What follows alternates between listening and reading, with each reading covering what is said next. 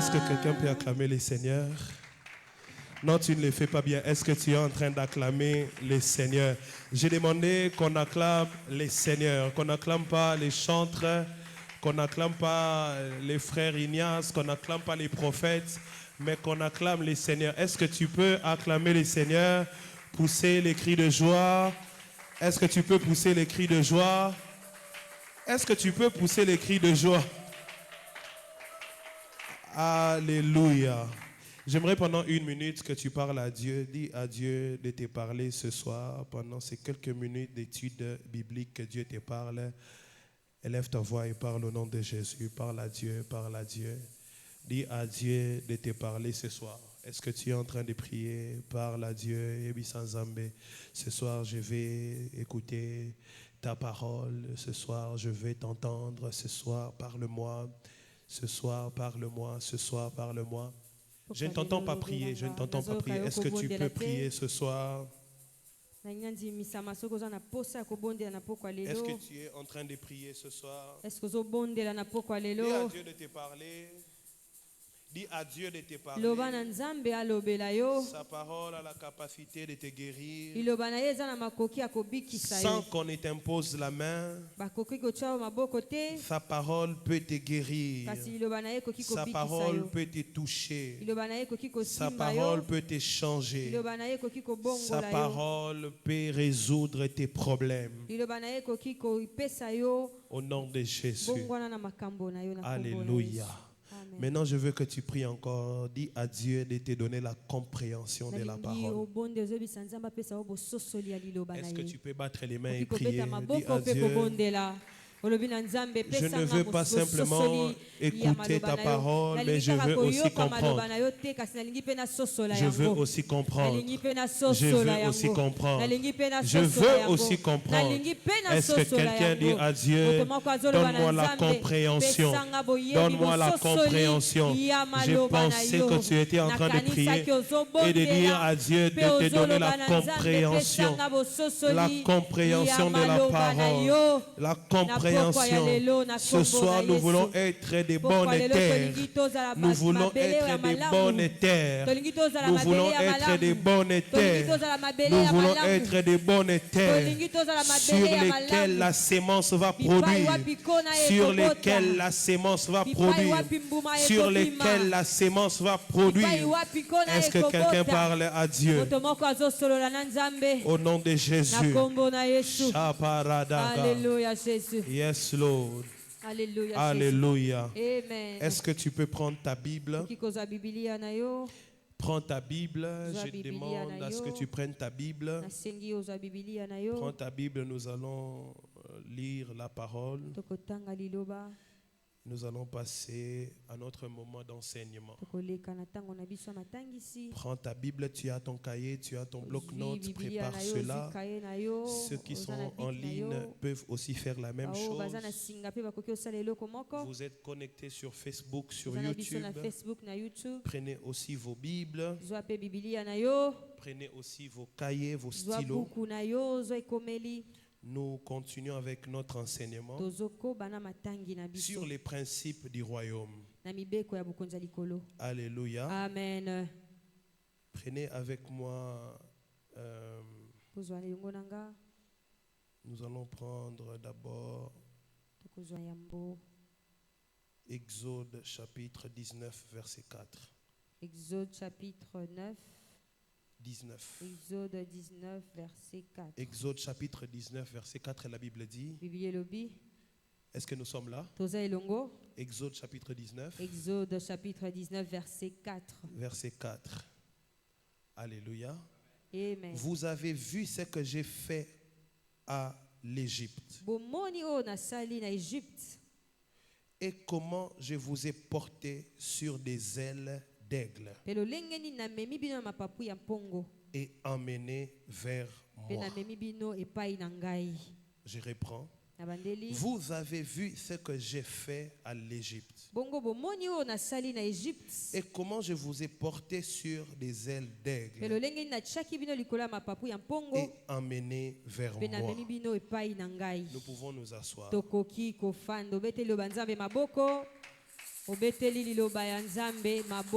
Gloire au Seigneur Jésus. Si tu es en train d'acclamer Dieu, tu peux mieux le faire. Si vraiment ces acclamations sont destinées à Dieu, tu peux mieux le faire. Alléluia. Amen. Comme ça, nous continuons avec les principes du royaume. Regarde ton voisin, dis-lui les principes du royaume.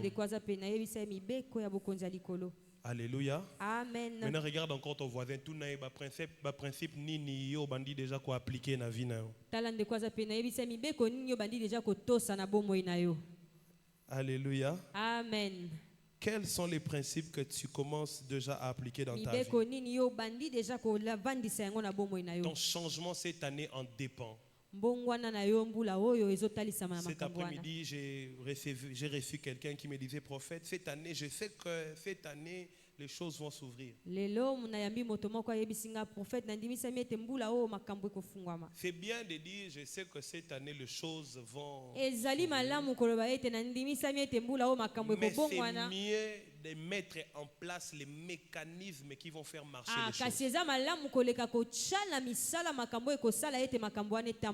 Alléluia. Amen. Alléluia. Amen. Alors, je vais continuer avec les principes sur l'image et la ressemblance de Dieu. L'image et la ressemblance de Dieu. Pour ceux qui ont manqué les principes passés,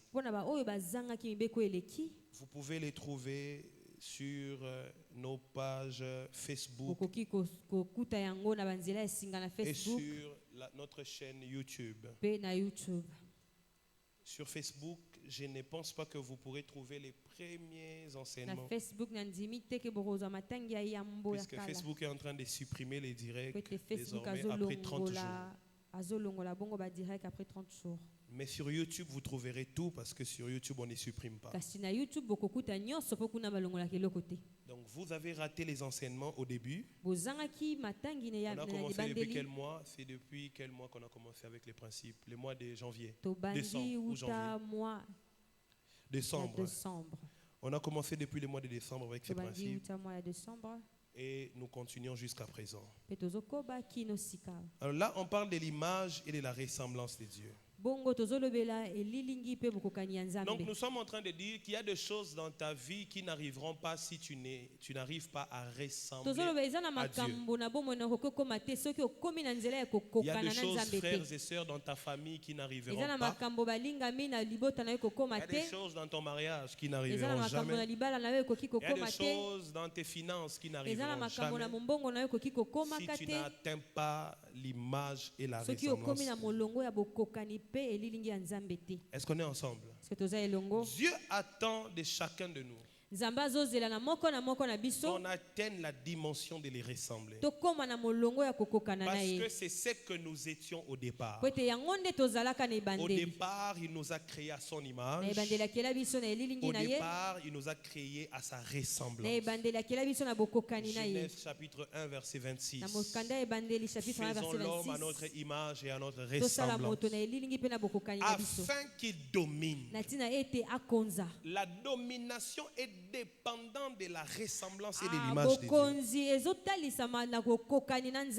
Si tu n'as pas l'image de Dieu, l'apparence de Dieu, si tu n'as pas la ressemblance de Dieu, les opérations de Dieu, tu ne peux pas dominer.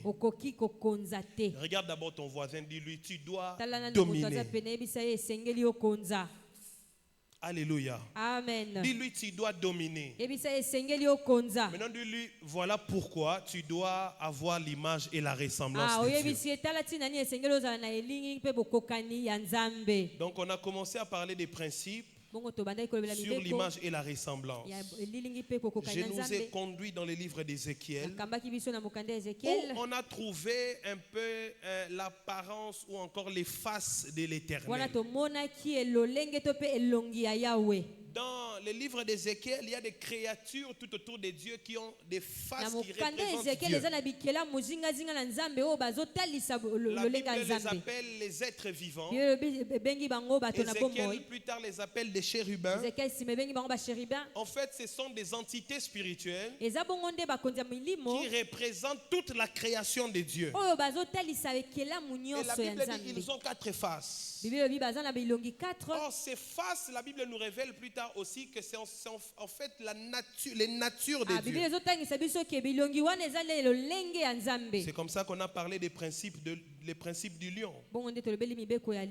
Je crois la semaine dernière, j'ai parlé des principes du lion. Ce soir, je vais parler des principes de l'aigle. Les principes de l'aigle. Est-ce que tu peux répéter avec moi les principes de l'aigle?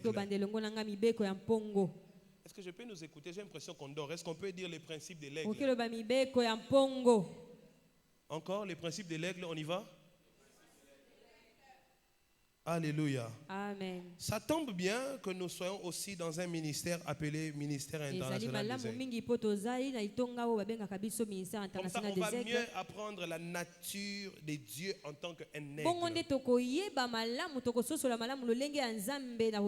Les passages que nous venons de lire d'Exode chapitre 19, Dieu parle de lui-même. Dans Exode 19, verset 4, Dieu parle de lui-même.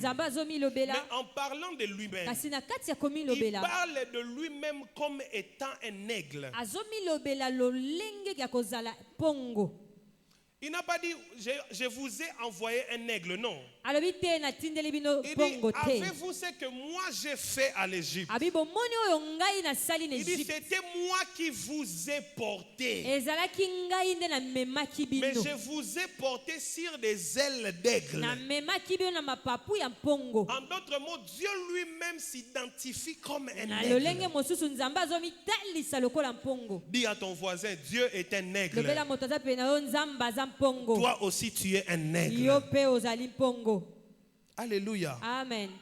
Mais qu'est-ce que je ressors comme principe ici? Le premier principe pour ce soir. Tout fils de Dieu qui a la nature de l'aigle doit respecter ces principes comme tous les autres principes. Tout enfant de Dieu est un gagneur d'âme.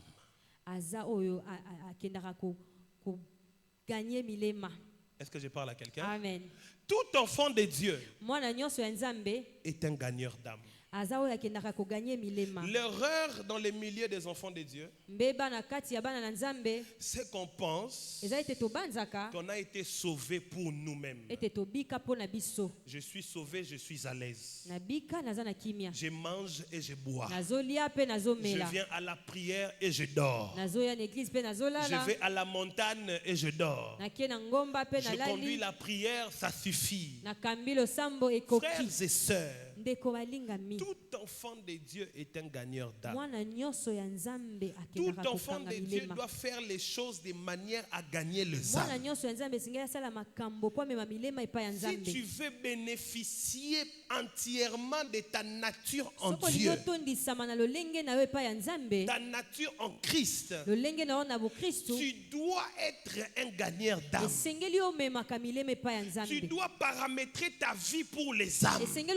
Même si tu chantes, tu dois t'arranger pour que dans ma manière de chanter, d'une manière ou d'une autre, que je gagne les âmes. Que je ne chante pas d'abord pour avoir la renommée. Que je ne chante pas d'abord pour avoir la célébrité, pour avoir de l'argent, remplir mes poches, mais que je chante pour qu'une âme soit sauvée. Même si je suis un prédicateur, je dois m'arranger à ce que chaque fois que je parle de Dieu, même si ce n'est pas à la chair, même si c'est dehors, même si c'est sur WhatsApp, même si c'est sur Facebook, je dois me rassurer à gagner des âmes.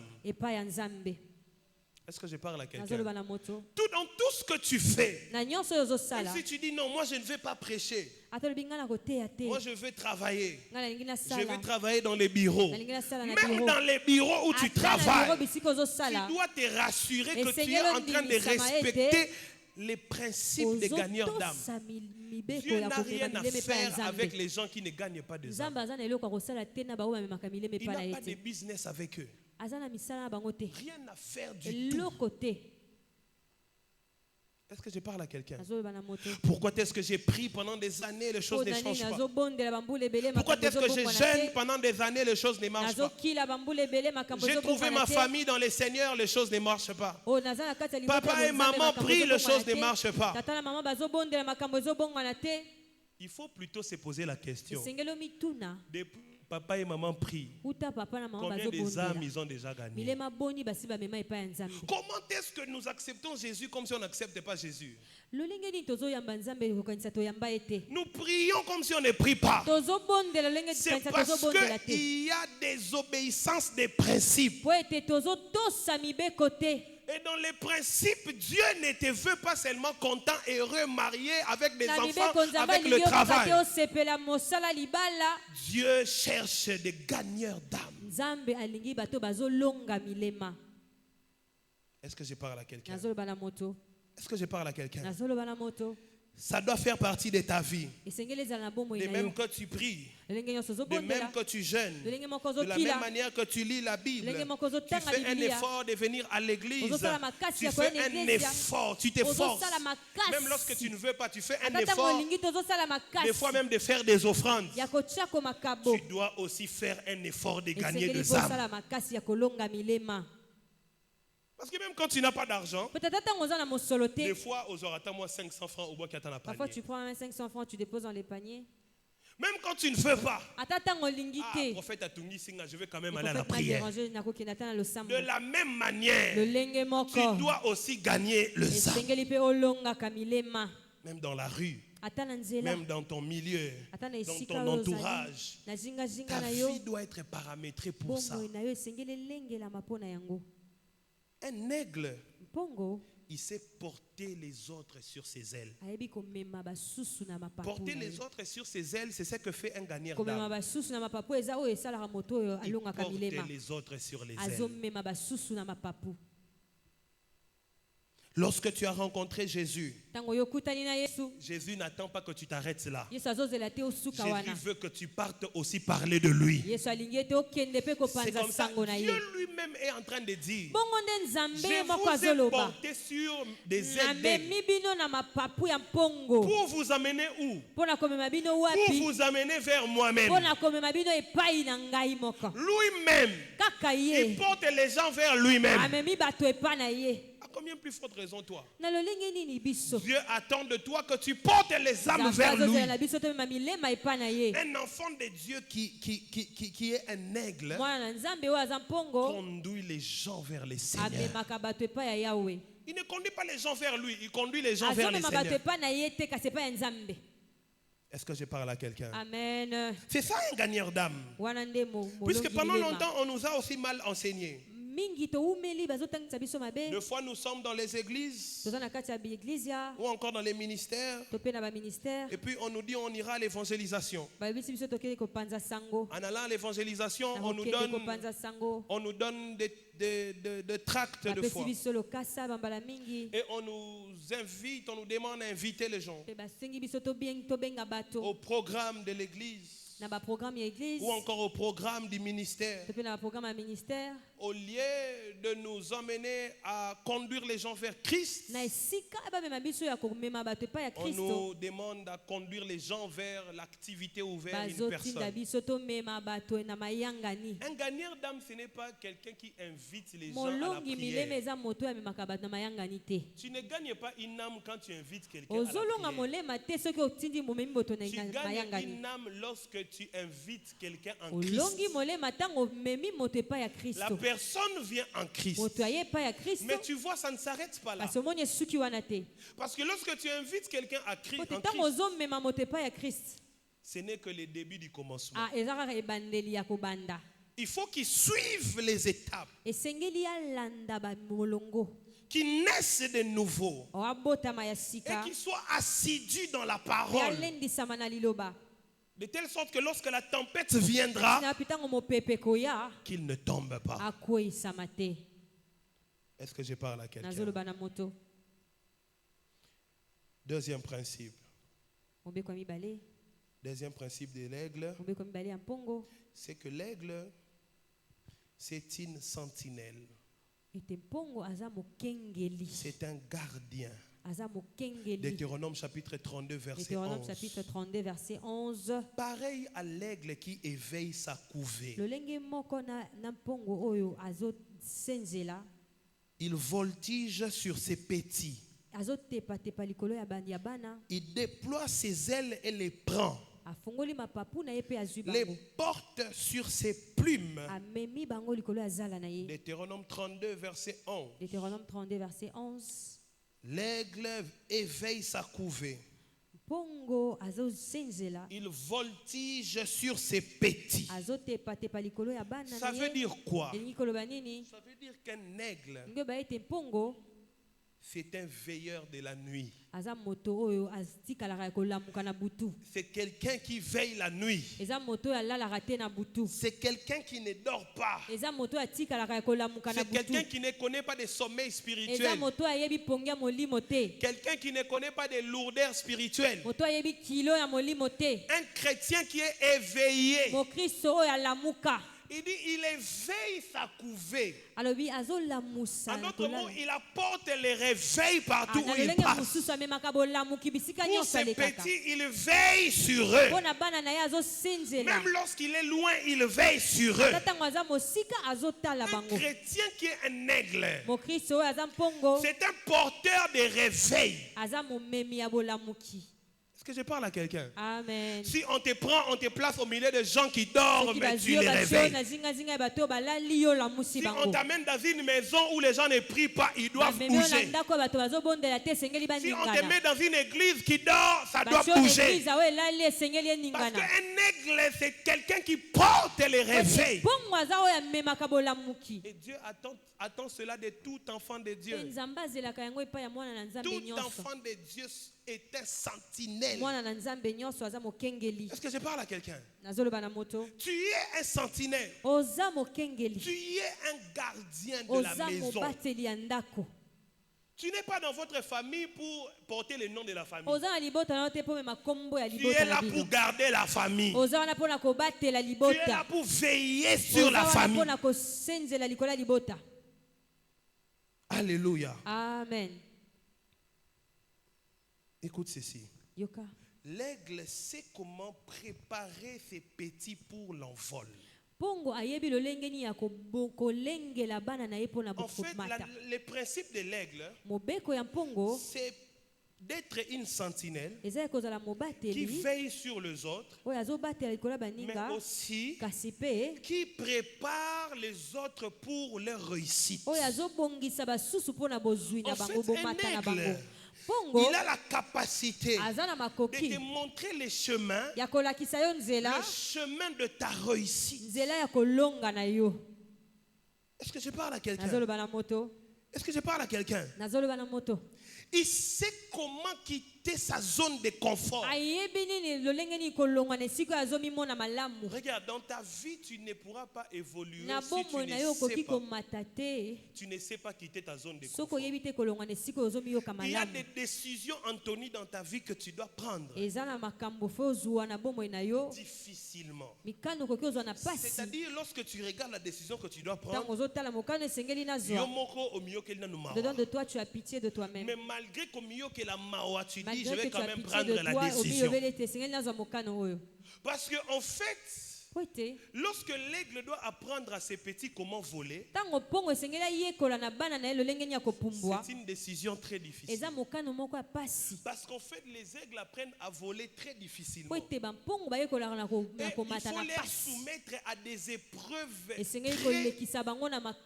très très difficiles. Mais prenant cette décision-là, il quitte sa zone de confort. Un aigle doit savoir savoir comment quitter son lit et prendre les décisions qu'il faut. Tu dois savoir comment refuser le sommeil et veiller sur ta vie et ta famille. Est-ce que je parle à quelqu'un? Ça, ce sont des principes. Ce sont des principes. En fait, vous savez, avec les principes, c'est soit tu les fais, soit tu les fais. Il n'y a pas deux options. Il n'y a qu'une seule option. Soit au lingi, soit au lingi. Il n'y a pas deux options avec les principes. Principe est ordre, est établi. Tu dois suivre ça. En fait, tu t'es toi-même vendu à ton échec. Est-ce que je parle à quelqu'un? Dis à ton voisin, quitte ta zone de confort. Il n'y a pas de prospérité dans la zone de confort. Il n'y a pas de réussite dans la zone de confort. Il n'y a pas de croissance dans la zone de confort. À un moment, tu dois te dire, non, je dois quitter cette zone de confort. Pour apprendre à voler, tu dois veiller. Tu dois être une sentinelle. Tu dois être éveillé. Troisième principe. Troisième principe de l'aigle, c'est la sensibilité. 2 Samuel chapitre 1 verset 23. 2 Samuel chapitre 1 verset 23. 2 Samuel chapitre 1 verset 23. 2 Samuel chapitre 1 La Bible dit ceci. Saoul et Jonathan, aimables et chéris pendant leur vie, n'ont point été séparés dans leur mort. Ils étaient plus légers que les aigles. Ils étaient plus forts que les lions. La force est au lion, mais la légèreté, la souplicité, la sensibilité, c'est à l'aigle. La souplicité, c'est la sensibilité spirituelle. La capacité de bouger lorsque Dieu bouge. La capacité de sentir le mouvement de Dieu. Je n'ai pas vu, mais je l'ai senti. Automatiquement, je prends une direction. Pas parce qu'on me l'a dit, mais parce que je suis sensible. Un aigle est un fils de Dieu sensible. Sensible spirituellement. Il ne faut pas que la même chose, Dieu te le dise 2 fois, 3 fois.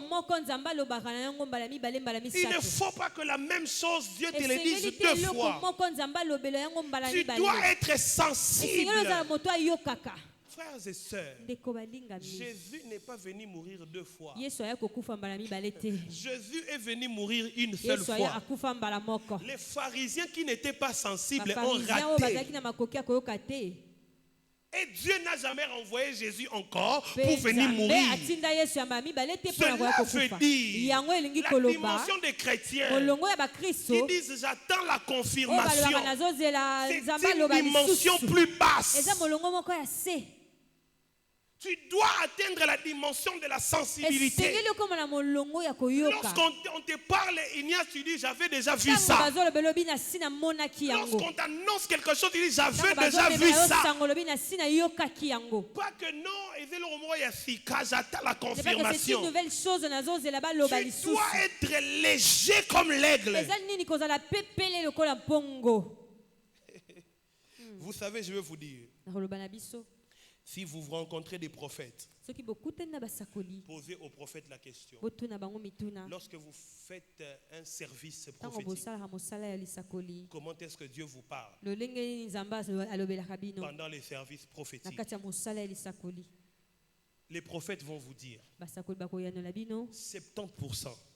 70% des visions, des messages qu'ils donnent dans un service prophétique, ce ne sont pas des choses qu'ils voient de leurs propres yeux. Ce ne sont pas des choses que Dieu leur montre de manière spectaculaire.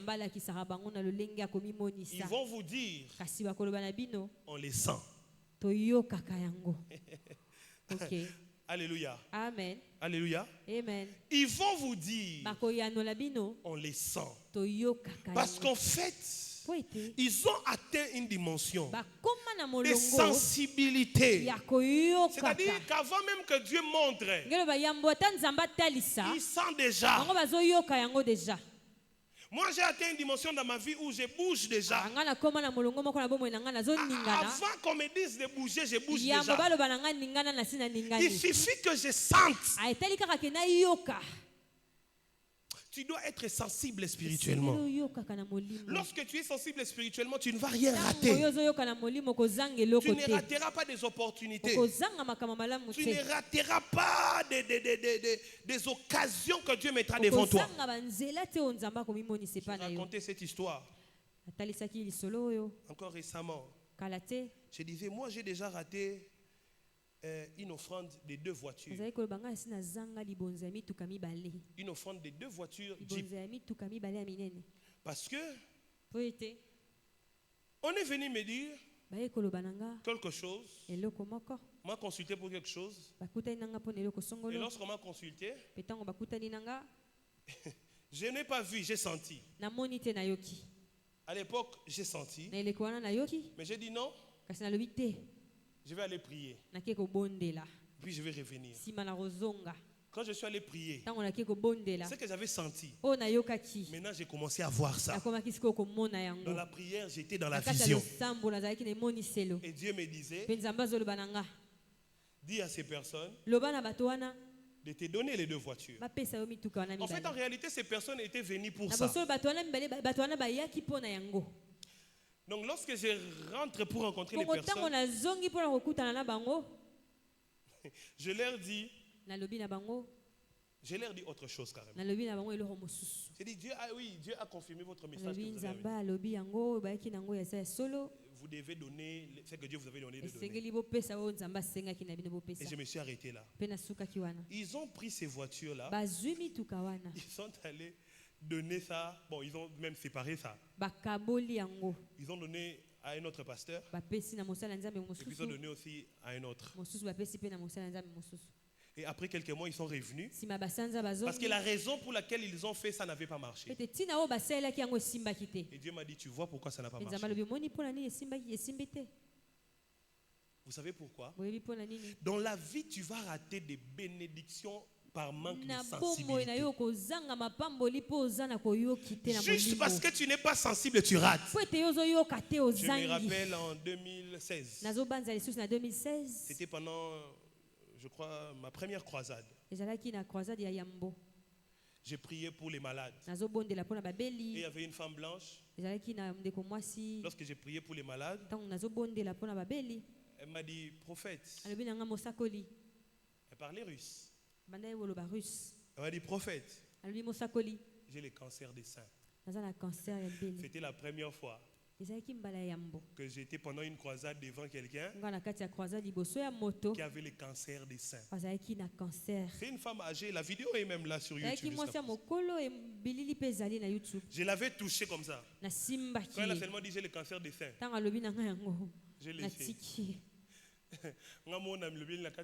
Au-dedans de moi, je me suis dit, je dois rentrer à la maison prier. Et j'ai entendu Dieu me dire, arrête, tu vas prier. Alléluia. Amen. Dis avec moi la sensibilité. Tu dois être sensible. Je n'ai pas de bonnes paroles pour t'encourager à être sensible. Mais tu dois être sensible spirituellement. Tu dois demander à Dieu, même là où il y a des démons, tu dois les sentir. Là où il y a la mort, tu dois les sentir. Là où il y a le mal, tu dois les sentir.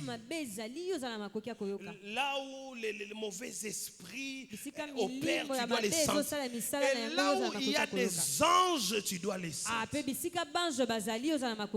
Là où Dieu est présent, tu dois les sentir. J'étais avec Jonathan un jour. On est parti faire un marché. Et puis en rentrant, c'était le soir. C'était une voiture puisque voiture wana ekufi. Bon, et ça li manifestation au kufa. Et ça manifestait un décès. Ah, on était tous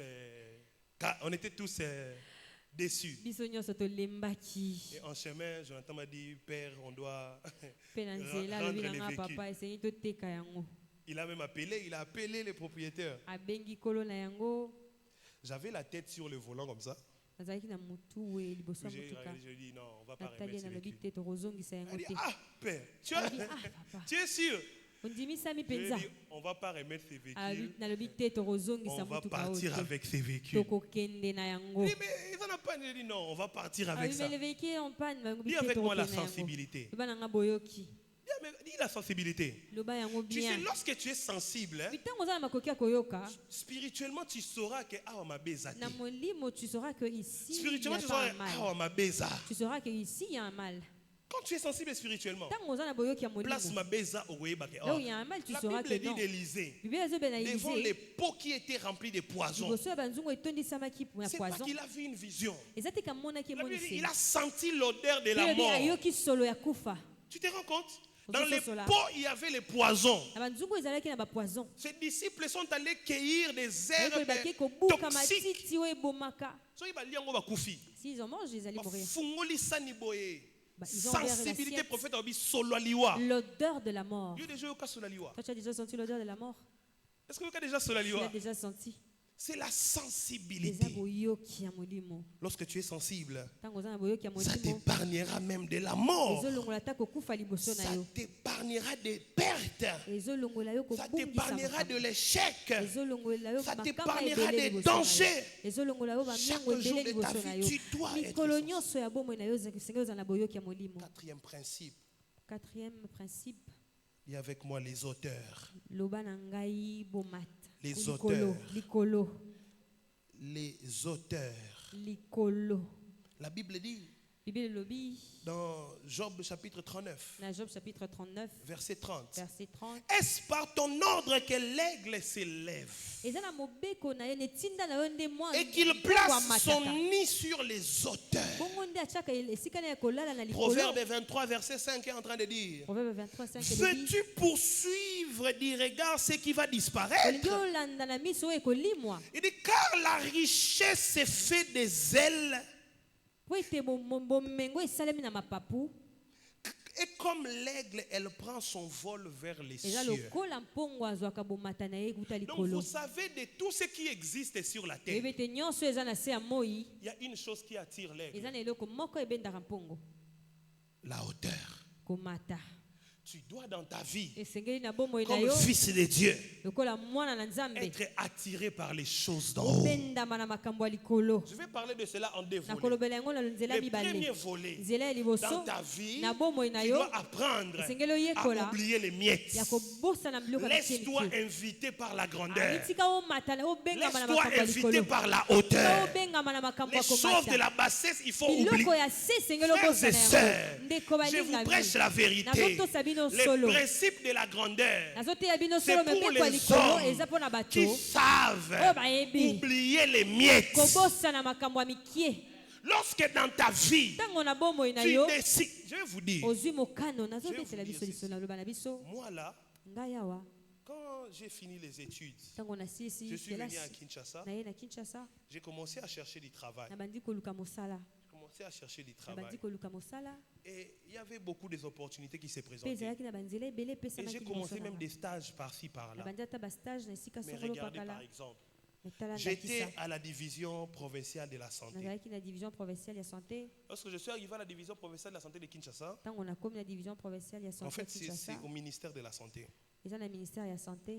Je me rends compte qu'ici les gens se battent simplement pour des choses. Les gens se battent pour rien. Pour rien. Les gens se battent, mais pour rien. Je venais, je partais. Je venais, je partais. Maintenant, je me suis rendu compte, mon déplacement par jour, quitter la maison jusqu'à aller là-bas et rentrer à la maison, ça me coûtait au moins $10. Oh. Je dis donc en réalité, les travail ne me payent pas, mais moi je paye les travail. Parce que je faisais ça comme ça chaque jour, je partais. Comme on souvent on dit, tu as fait la médecine pour la passion. J'ai dit on nous ment parce que tous les docteurs que vous voyez, si vous leur dites vous allez travailler sans qu'on vous paye, ils vont abandonner. Donc en réalité, personne ne fait ça pour la passion seulement, c'est pour l'argent. Donc j'ai parti, j'ai rentré. Puis j'ai dit non, c'est pas normal. Parce qu'il y a coïncidé jour, en fait, une opportunité s'est présentée. On devait nous inscrire dans une mission d'OMS. Donc dans cette liste, on devait mettre les noms des gens pour la mission à l'OMS. Et dans ce groupe-là, j'étais le seul médecin.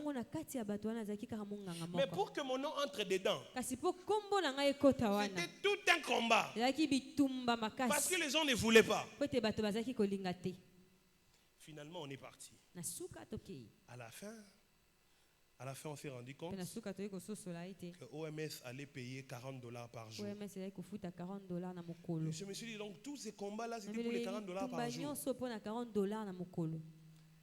Ces jours-là, je me suis dit, je ne vais plus jamais rentrer. Est-ce que je parle à quelqu'un? Est-ce que je parle à quelqu'un? Mais tu vois, même lorsque je faisais ça, je savais que je dois me marier, je dois louer une maison. Moi, je me posais comment je vais payer la maison. D'où proviendra l'argent de payer cette maison? Moi, en fait, après les études, l'une des choses qui me préoccupait, c'était comment les gens payent les loyers. Je me pose toujours la question, c'est quelle magie il faut. Est-ce que je parle à quelqu'un? Si quand les maisons que moi je cherchais pour louer, c'était des maisons d'envol. Les maisons d'envol. Les maisons d'envol. Alléluia. Amen. Frères et sœurs, mais je me suis décidé, je vais laisser l'histoire de chercher le travail ici. Je vais rester à la maison, je vais chercher Dieu et je vais servir Dieu et on va voir ce que ça peut donner. Je vais vous épargner les chiffres. Mais je vous dis, depuis que j'ai pris cette décision, jusqu'à présent, le nombre de dépenses en termes de chiffres par mois, je ne sais pas d'où ça vient, mais je sais que ça vient. Est-ce que je parle à quelqu'un?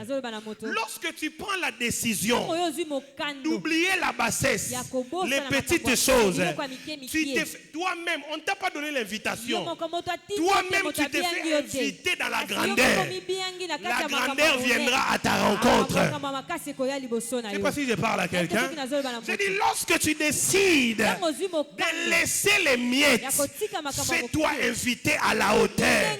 La hauteur viendra à ta rencontre. Tu vas commencer à te poser la question, comment est-ce que je suis arrivé là? Moi aussi je ne sais pas. Je me suis fait inviter à la hauteur. Amen. Est-ce que je parle à quelqu'un? Un aigle, c'est quelqu'un qui vit dans les hauteurs. C'est comme ça que les aigles volent souvent seuls. Ils volent seuls parce que tous les autres oiseaux ne connaissent pas la hauteur. Ce sont des oiseaux de bassesse, de basse classe. L'aigle vole seul. Oh mon Dieu. Regarde ton voisin, pardon. Dis-lui ceci.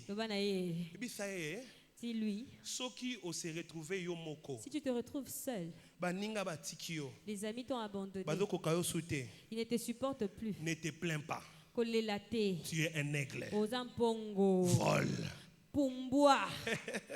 Amen. Amen. Est-ce que je parle à quelqu'un? Regarde, un aigle vole seul. C'est comme ça qu'il est très prophétique. Parce que la solitude, c'est vraiment le caractère des prophètes. Un aigle aime la solitude. Et dans la solitude, il apprend à aller encore plus haut. Deux fois dans la vie, frère, si tu te fais accompagner de plusieurs personnes, tu vas connaître le retard. Les gens vont te traîner derrière. Vous voyez, même dans la guerre, s'il y a plusieurs soldats blessés, vous allez perdre la guerre. Parce que votre focus sera maintenant centré sur vos blessés. Chaque fois qu'il faut se déplacer, il faut même blesser. Dans la guerre, il vaut mieux qu'on tue, mais pas les blessés. Quelques compagnons te perdre bango.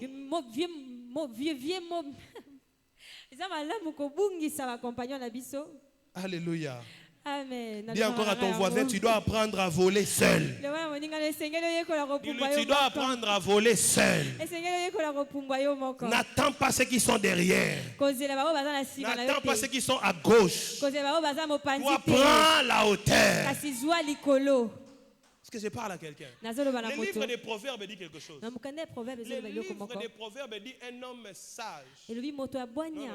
Le livre de la maison d'un homme riche est plein d'amis.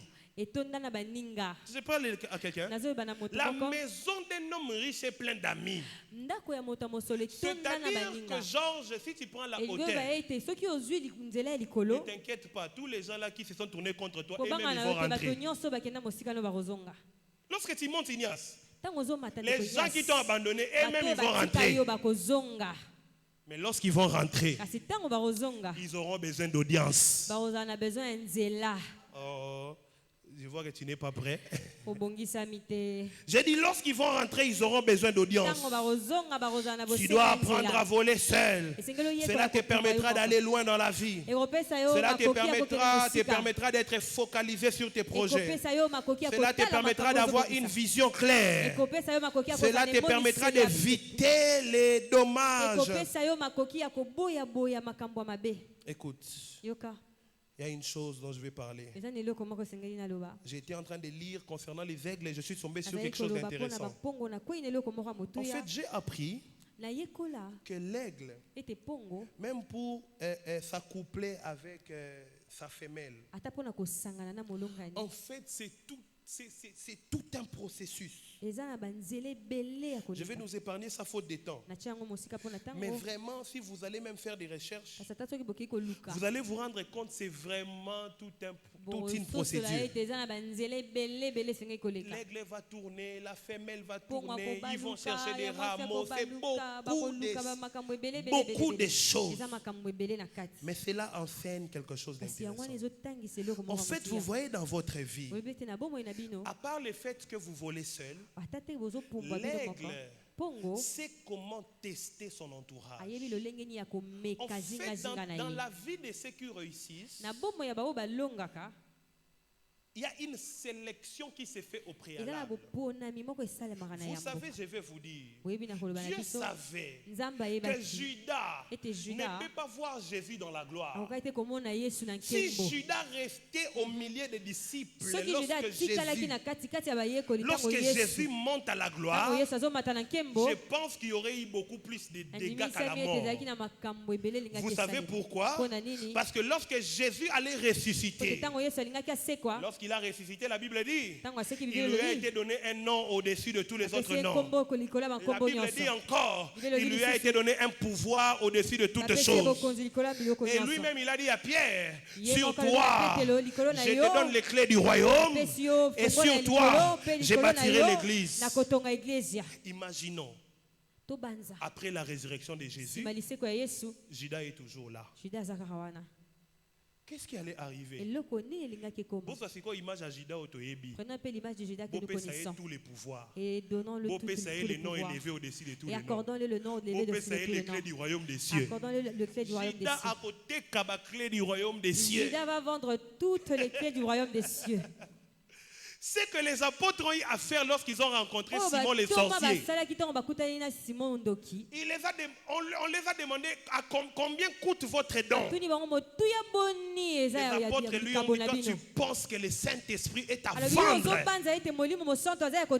qui est là qui Judas, Si c'était le cas de Judas. Ah non, Judas allait vendre les clés du royaume. Parce que son cœur était tourné vers l'argent.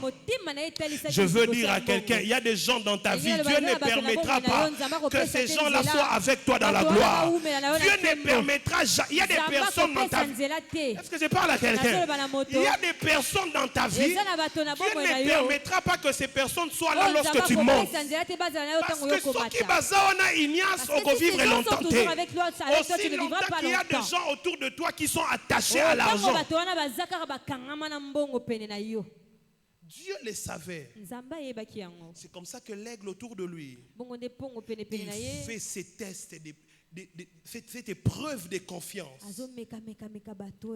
Il fait cette épreuve d'engagement. En fait, il choisit, même pour s'accoupler entre eux, il veut se rassurer que cet aigle-là vraiment est sérieux. C'est un principe, frère. C'est un principe qu'il faut respecter obligatoirement. Si tu veux aller loin dans la vie, si tu veux prospérer, tu dois savoir sélectionner les gens autour de toi. Tu dois savoir sélectionner les gens autour de toi. Écoute-moi, je vais te donner un témoignage. Je l'ai dit récemment, je l'ai dit récemment à quelqu'un aussi. Soit c'est toi ou soit c'est Keren, je ne me rappelle plus. Je disais ceci. Souvent, après une année seulement, j'ai l'habitude de revoir ma propre vie. Donc chaque année, je revois ma vie. Et bizarrement, cette année, j'ai déjà revu ma vie 3 fois. Cette année seulement. Alléluia. Amen. Et je me suis rendu compte que il y a des gens que j'ai perdus dans la vie et que je ne devais pas perdre. Il y a des milieux que j'ai quittés que je ne devais pas quitter. Est-ce que je parle à quelqu'un? Pourquoi? Parce que j'avais laissé la place à des gens qui ne m'ont mené nulle part. Parce que dans ta vie, si tu t'entoures des gens qui n'ont pas de vision, tu n'iras nulle part. Jonathan, qu'on ne te monte pas. Xavier, qu'on ne te monte pas. Vanessa, qu'on ne te monte pas. Si tu es entouré de gens qui ne voient pas demain, tu n'iras nulle part. Donc moi je me suis rendu compte, j'ai eu à voir des gens. Je vous dis par exemple, j'avais un père spirituel, pas un père mais c'était un mentor pour moi. 2014, c'était un apôtre ghanéen. Un homme puissant dans la parole, puissant dans la prière. Ignace, première fois que il s'en a la prière et la seule fois c'est cet homme. Moi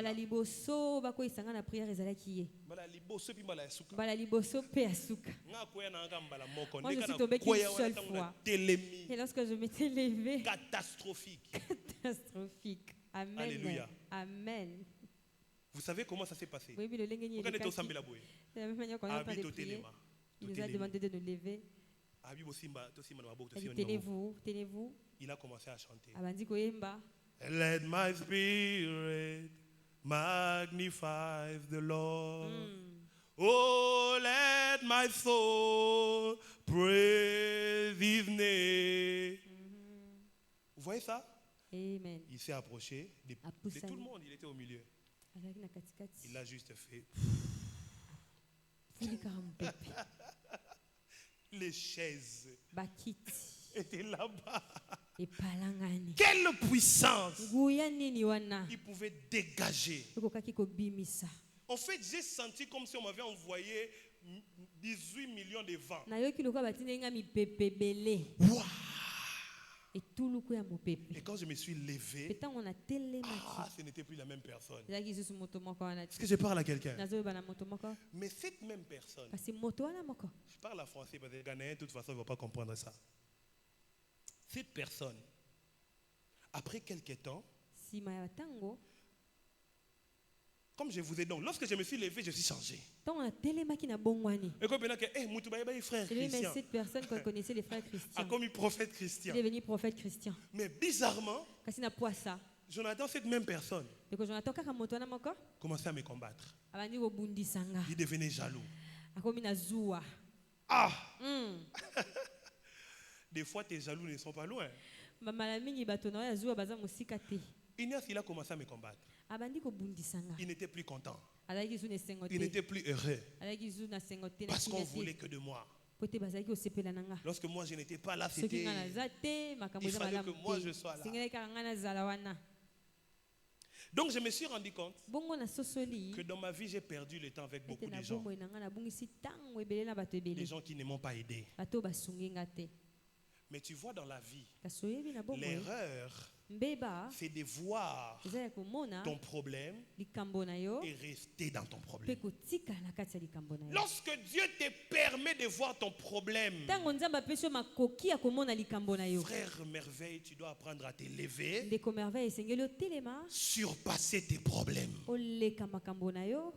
Si tu remarques qu'il y a un problème, ne reste pas là à pleurnicher à ton problème. On ne vit qu'une seule fois. Tu vas rester là 50 ans. Lève-toi et surpasse. Moi, j'étais avec ma femme était là. Vous savez, c'est à partir de ces moments-là. Parce que je me suis rendu compte que, viens à Balou Kelingaï. Moi, je suis resté à mon coin. J'ai commencé à travailler. J'ai commencé à travailler. Et c'est comme ça que moi j'ai commencé le ministère. Et c'est comme ça que je suis monté dans les ministères. C'est parce que j'avais décidé de faire passer la page. Est-ce que je parle à quelqu'un? Maintenant, je me rends compte, lorsque tu te rends compte que tu es dans un milieu qui te bloque, il faut changer d'environnement. Les aigles se comportent comme ça. Lorsque tu te rends compte que tu es dans un entourage qui te bloque, monte encore.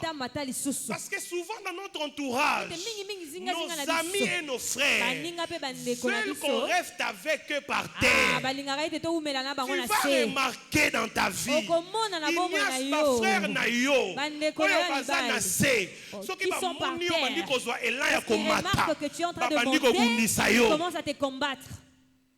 Parce que les gens ne seront confortables qu'à leur niveau. Si